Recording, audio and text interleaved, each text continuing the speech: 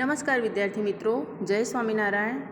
આપણે વિડિયો લેક્ચરમાં એટલે કે મીટ વિડિયો લેક્ચરમાં આપણે પાઠ 16 ભારતીય સંસ્કૃતિમાં ગુરુ શિષ્ય સંબંધ હિન્દીમાં જે 16મો પાઠ ભારતીય સંસ્કૃતિમાં ગુરુ શિષ્ય સંબંધ વિશે જે ભણાવતા હતા એ અત્યારે હું તમને વિડિયો લેક્ચર દ્વારા મોકલું છું. બરાબર? તો તમે મને સાથ સહકાર આપવા વિનંતી. હવે આપણે જોઈએ કે આપણે આનંદ શંકર માધવન એમણે આ પાઠ લખ્યો છે અને પાઠનો પ્રકાર છે નિબંધ પ્રકારનો આ પાઠ છે. આપણે કવિ પરિચય અને પાઠની સમજૂતી થોડી સમજ્યા હતા. હવે પાઠમાં આગળ શું કહેવા માગે છે આપણે જોઈ લઈએ. તો એમ કે પહેલો ફકરો આપણે સમજી લીધો, તો છતાંય હું તમને સમજાવું છું कि हमारे समाज में व्यावसायिक सांस्कृतिक का बोलबाला है. एम के अपना समाज में व्यावसायिक संस्कृतिનું बोलबाला એટલે કે એનું વર્ચસ્વ છે. इसी कारण गुरु शिष्य संबंधों में परिवर्तन आया है અને એના જ કારણે ગુરુ અને શિષ્ય વચ્ચેના સંબંધોમાં પરિवर्तन આવ્યું છે. पहले विद्यालय मंदिर के समान माने जाते थे. પહેલાંના જમાનામાં જે વિદ્યાલય એટલે જે શાળાઓ છે એ મંદિરના સમાન માનવામાં આવતી હતી. શિક્ષા દેના એક આધ્યાત્મિક અનુષ્ઠાન થા. આધ્યાત્મિક એટલે પ્રભુ ભક્તિ તરફ વળવા માટેનો માર્ગ. એટલે શિક્ષા આપવી એ પ્રભુની ભક્તિ તરફ વળવા માટેનું એક અનુષ્ઠાન, એક માધ્યમ હતું. वह परमेश्वर प्राप्ति का एक माध्यम था અને એ પરમેશ્વરને પામવા માટેનું એક માધ્યમ હતું. पैसे देकर शिक्षा खरीदी नहीं जाती थी. એમ કે પૈસા આપી અને શિક્ષા આપવા નથી આવતી. आज स्थिति बिल्कुल बदल गई है और अब शिक्षण कार्य पेट पालने का साधन बन गया है. એમ કે આજે પરિસ્થિતિ એકદમ બદલાઈ ગઈ છે અને જે શિક્ષણ કાર્ય છે એ માત્ર પેટ પાળવા માટેનું સાધન બની ગયું છે.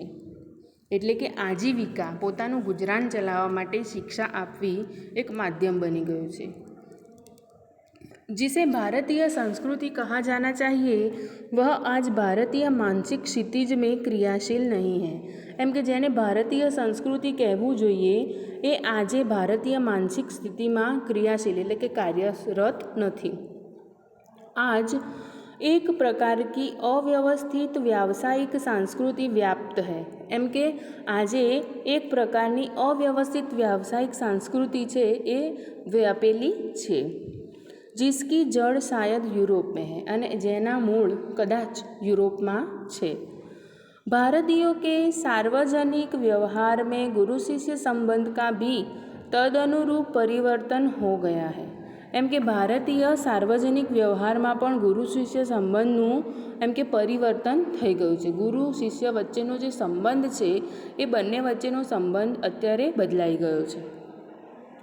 यहाँ गुरु वेतन भोगी नहीं होते थे और न शिष्य को ही शुल्क देना पड़ता था. એમ કે પહેલાંના જમાનામાં ગુરુ હતા એટલે કે શિક્ષકો હતા વેતન ભોગી, એટલે કે જેટલા અત્યારે શિક્ષકો ભણાવે છે ક્લાસીસમાં તો કલાક ઉપરના પૈસા લે કે ભાઈ આટલા કલાકના આટલા પૈસા લઈશું. સ્કૂલમાં લે તો પણ એમ કે પૈસા એમ કે એમને ગુજરાન ચલાવવા માટેની એની મહેનત અને એ પ્રમાણે પૈસા લે છે. એટલે કે વેતન ભોગી એટલે જે મહેનત કરે છે એનો ઉપયોગ નહોતા કરતા.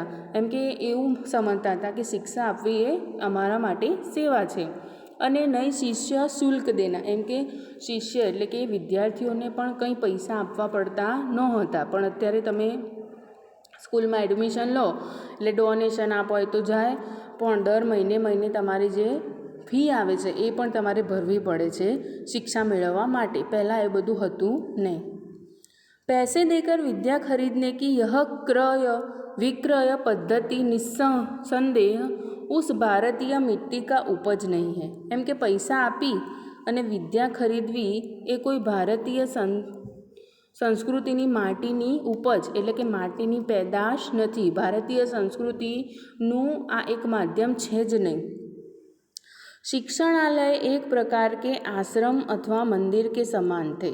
એમ કે જે શાળાઓ હતી એ એક પ્રકારનું આશ્રમ અથવા મંદિરના સમાન હતું.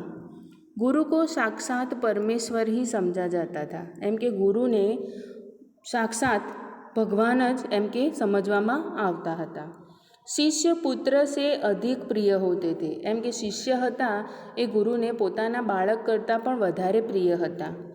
યહાં સમ્માન મિલના હી શક્તિ પાને કા રહસ્ય હૈ, અહીંયા સન્માન મળવું એ શક્તિ પામવા માટેનું રહસ્ય છે.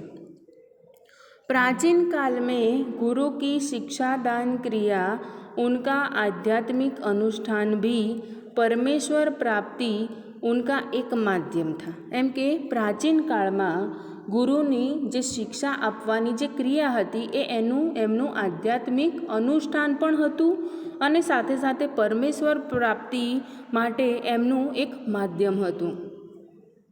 વહ આજ પેટ પાલને કા જરિયા બન ગઈ હૈ, અને એ જ અત્યારે પેટ પાળવા માટેનું માધ્યમ બની ગયું છે. प्रारंभ में विवेकानंद को भारत में महत्वपूर्ण स्थान प्राप्त नहीं हुआ, पर जब उन्होंने अमेरिकन नाम कामा लिया तो भारतवासी दौड़े मालाएं लेकर स्वागत करने. એમ કે પ્રારંભમાં એટલે કે શરૂઆતમાં વિવેકાનંદને ભારતમાં એટલું બધું મહત્ત્વપૂર્ણ સ્થાન નહોતું મળ્યું, પણ જ્યારે એમણે અમેરિકાનું નામ કામા એવું લીધું તો ભારતવાસી એમને સ્વાગત કરવા માટે માળાઓ લઈને દોડવા લાગ્યા. रविंद्रनाथ ठाकुर को भी नोबल पुरस्कार मिला तो बंगाली लोग दौड़े यह राग अलापते हुए अमादेर ठाकुर सुपुत. એમ કે રવિન્દ્રનાથ ઠાકુર પણ જ્યારે એમને નોબલ પુરસ્કાર મળ્યો ત્યારે બંગાળી લોકો એમને એમ કે દોડતા દોડતા સ્વાગત કરવા लाग्या.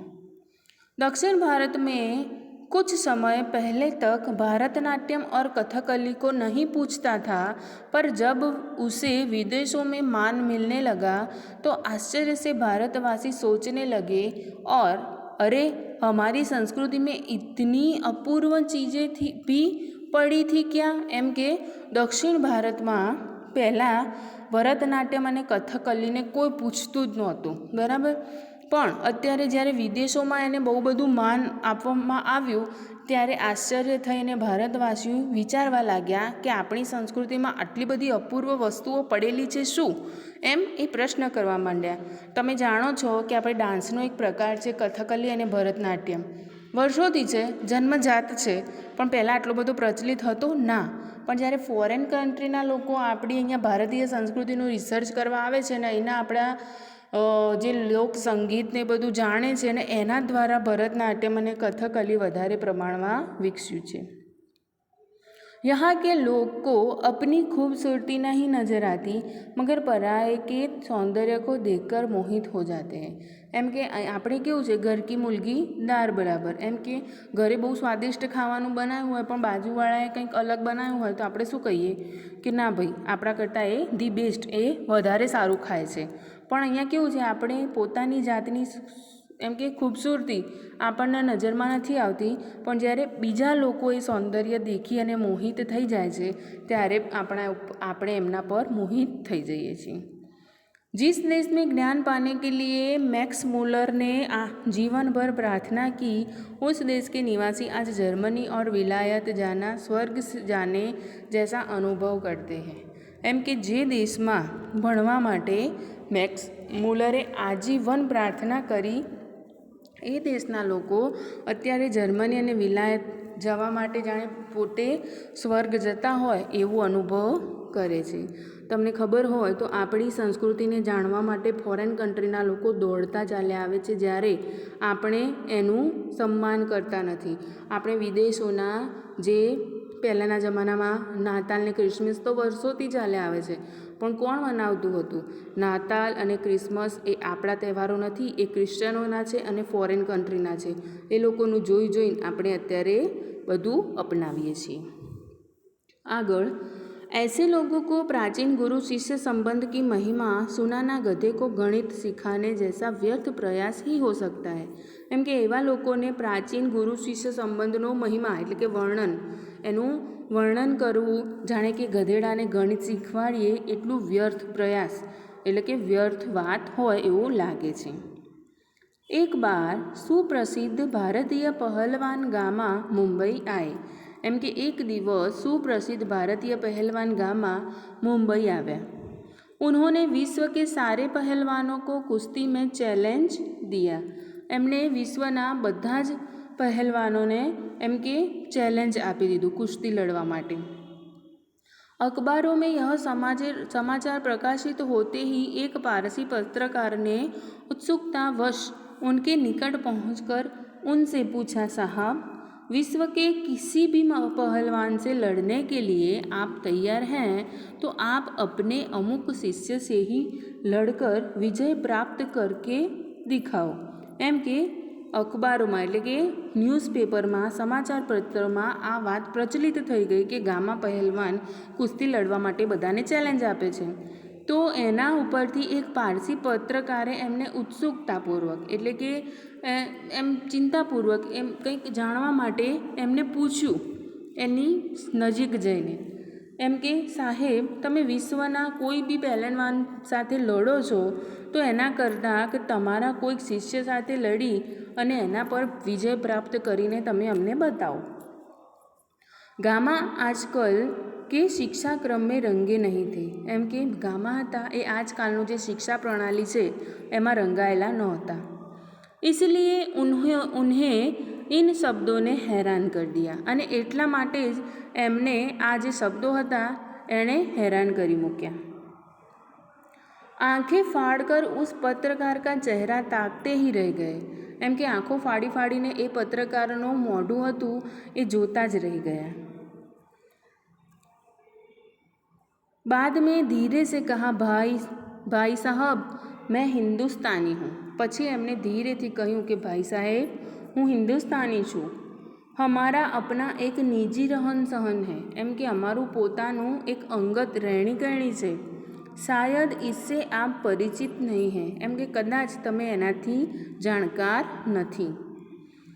जिस लड़के का आपने नाम लिया वह मेरे पसीने की कमाई, मेरा खून है और मेरे बेटे से भी अधिक प्यार है। इसमें और मुझ में फर्क ही कुछ नहीं है। एम के जे छोकरानु तमे नाम लीधु ए मने मारा परसेवानी कमाई छे, मारू खून एटले के मारू लोही छे अने ए मारा छोकरा करता पण विशेष मने एना प्रत्ये प्रेम छे। मारामां अने एनामां कंई फरक ज नथी।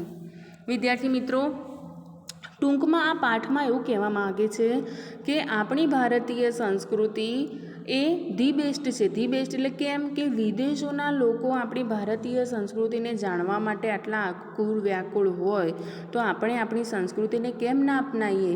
भारतीय संस्कृतिमां जे गुरु शिष्य वच्चेनो जे संबंध जे पहेलाना जमानामां जे हतो अत्यारे केम नथी। अत्यारे तो आपणा शिक्षक बाजुमां जता होय तो हाय टीचर, हाय मेम एम करी अने आपणे बोलावता होईए छीए, बराबर। पण आपणे बंने वच्चेनो गैप राखीए अने आपणे एक आदर्श विद्यार्थी बनीए ए ज तमारा माटे सारूं छे, बराबर।